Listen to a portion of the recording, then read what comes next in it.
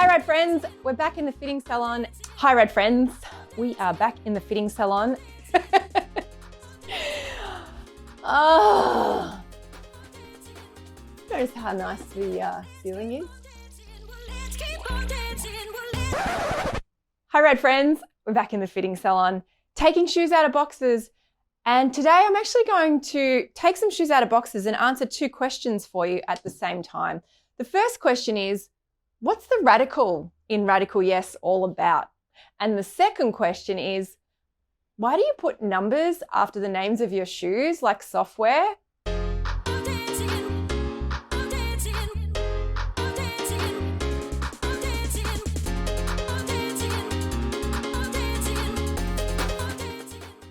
So, to answer those questions, today I'm going to take you through a very radical shoe, and that is Journey 3.0 in Lilac Monochrome. It's a beautiful shoe. So let's talk about why we put radical in our name. To understand where the radical comes from, you have to understand a little bit about me and my background, which is from fast fashion. So I used to work in fast fashion businesses, creating very, very, very big ranges. Lots and lots of what we call stock keeping units, SKUs. So I used to design maybe, 200-300 styles a year. And I would watch what happens with the factories where we were making that many quantities and opening lots and lots of lasts. And you would have a 6 or 12-week season on one shoe and then it was gone. And you'd have to start all over again. And I didn't want to work like that anymore. And that was part of the reason that when we started the brand, we wanted to work in radical opposition to fast fashion.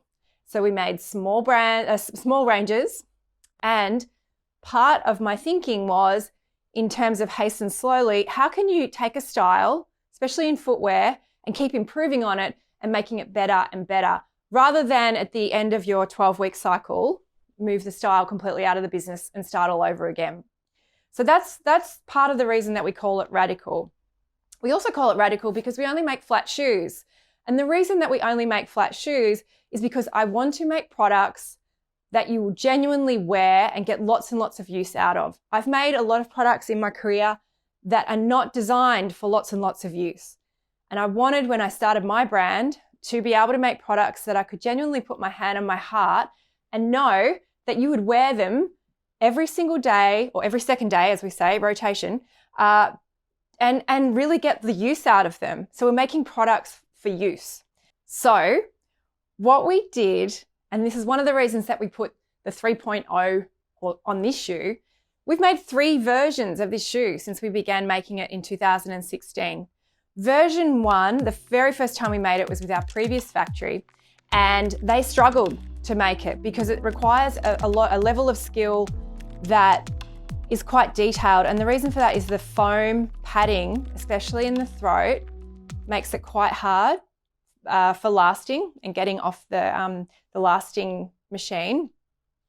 The details at the sole edge, so having these 2 layers of padding over the sole edge, it makes it also more complicated for actually getting the outsole on.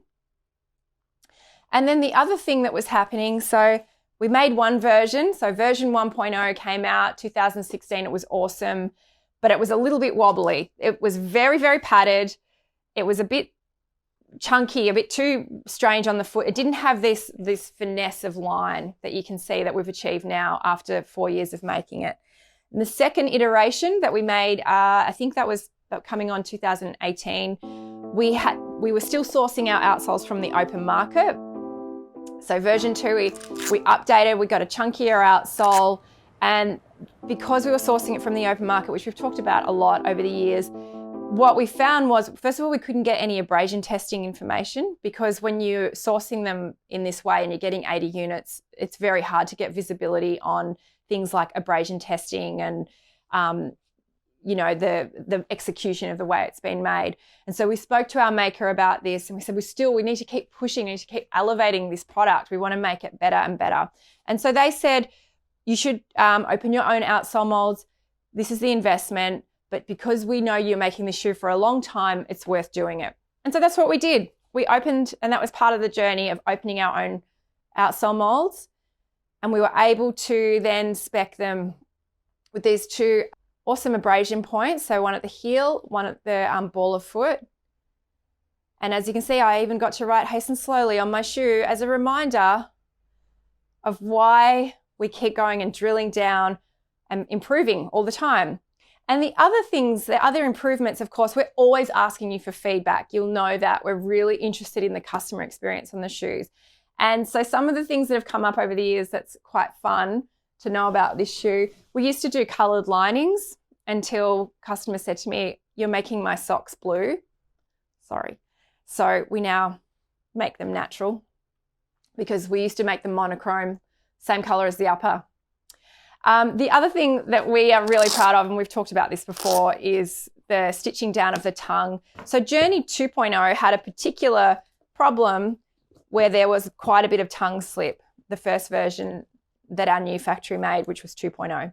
And so then we worked with them, and now we've added this stitch down here. And version 3.0, there's no tongue slip. So when you wear this shoe, the tongue will stay firmly in place. And also because it's so padded, it's so comfortable over the vamp. And that's another reason that we think this is probably the best iteration of this shoe. And another exciting development, of course, is the execution of a coloured outsole. Now, I've got a question for you guys. We've got a really limited number of colours that we know that we can source the outsoles in. And you've seen this winter, we had three colours, right, to choose from. So we've got the olive, the coral, and the lilac that we've executed. My question to you is, would you wear Journey Coral? So would you have that colour in there? Because we're really limited on what colours we can get in the outsole. Or would you prefer Journey Olive, like this kind of vibe? And I was thinking if I did the olive, I would probably do it with some kind of contrasting, possibly grey, or maybe even like a bright, like a yellow Velcro contrast. So that's my questions for you.